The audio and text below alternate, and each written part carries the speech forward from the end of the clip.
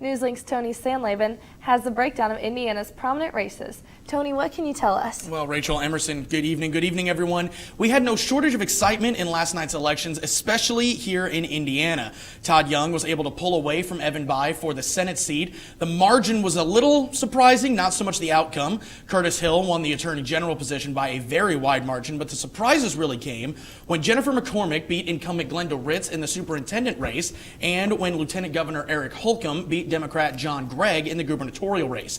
All along, the polls favored Ritz and Gregg. They got close as Election Day drew closer, but when it mattered, McCormick and Holcomb pulled through to win their respective races. And now, guys, those races were not the only ones that saw some incorrect poll predictions. We certainly saw plenty of that in the presidential race as well. Donald Trump won almost all of the major battleground states, even though late polls before Election Day really were predicting otherwise. Max Lewis is over at Cardinal Metrics to break down Trump's victory last night. Max?